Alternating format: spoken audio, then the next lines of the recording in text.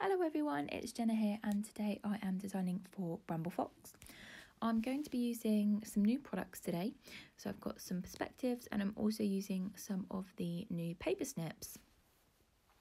So I've started off with a piece of white smooth cardstock and I've got my ruler and pencil here and I'm just marking each side of my layout at 2¼ inches, and I'm going to connect the little dashes to create a big square in the centre of my page. My plan is to add a little bit of mixed media just around sort of the outer side of my penciled square, and then once I've applied that I'm going to go over the top of my square with some machine stitching. So I've taken a couple of Distress Oxide inks and these are in the shade Milled Lavender and Wilted Violet, both beautiful purples, and I've just added some water and diluted those, and I'm just going to use that to create some splatters on the page. So once that has dried, I'm going to bring out my sewing machine and I've put some black thread in it, and I'm going to use that to essentially really highlight my square in the centre of my page and really just make it contrast against my white cardstock background. I think using black thread on a layout, especially if you've got a lot of white in it, whether that comes from sort of your embellishments or whether that's sort of prominent from your background, I think black's a really good way to bring in some contrast to the layout if you wanted to add a bit of machine stitching on it. So I'm just going to run that through and we'll skip ahead in a minute to find that I have fussy cut a bunch of florals from one of the beautiful papers in the March 2021 Hip Kit Club kit, and you can see those on my desk there. So I've got my photo chosen out as well, and I have backed that to a piece of cardstock, and I've also applied some foam to the back of that too. I'm just going to bring out my T-square ruler and just make sure that's straight, and I've popped that in the sort of bottom left hand side of my square. So I fussy cut all these bits from a paper from Hip Kit Club, and I'm going to spread them out in sort of two main clusters around my square. So I've got a big cluster to, again, the bottom left hand side, and then another one to the top right hand side. I'm just going to spend a little bit of time now building those out.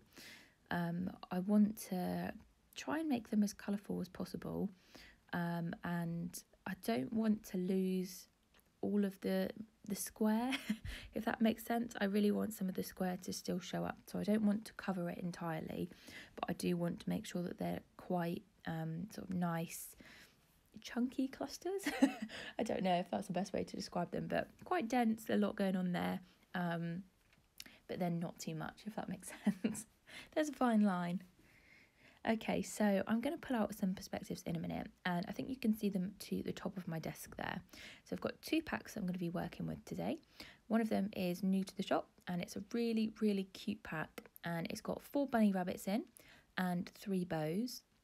And these are just so sweet, and they're perfect for Easter scrapping or scrapping about pets, or to be honest, this has got absolutely nothing to do with pets, but I figured I'd use them anyway. So you can use them for anything. They're super versatile and just so sweet. So I've also got some bumblebees as well. So these aren't new products as such, so I think they were brought out last year, but I think they were so popular that they sold out fairly quickly.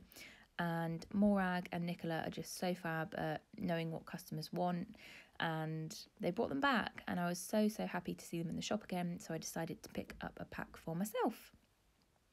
So I've placed my perspectives on the page just to try and get a feel for where I want them to go, and I took some time away off camera to basically stick everything down. So I've used a mix of PVA glue and some foam squares as well, just to make sure that everything is stuck where I want it to be before I start adding my perspectives and title. So now that I've got everything in place, I'm going to start gluing my perspectives down. So I'm just going to use some normal PVA glue in this bottle. It's got a long tip. It just helps with gluing sort of smaller pieces or getting underneath bits on a page and just applying a bit of glue. It's really, really cool. So I'm just going to stick all of those down and leave those to dry. And then I also come in a minute and do exactly the same for my bumblebees. But before I do that, I need to add a title. And because this photo is me in Amsterdam in one of the flower gardens, I decided to try and create a bit of a springy title. So I've decided to go for Live Life in Full Bloom as my title. And I've pulled out these alphas, and again, these are from Hip Kit Club. I think these were from the October 2021 Pocket Life kit, and they're in a nice sort of darkish purple colour, and I thought it worked really well with my florals. So I hadn't used them so far, and I thought, why not use them for this layout? So I've placed roughly where I think I want my title to go, and I'm just going to bring up my T-square ruler to try and sort of tidy it up a little bit and get things straight.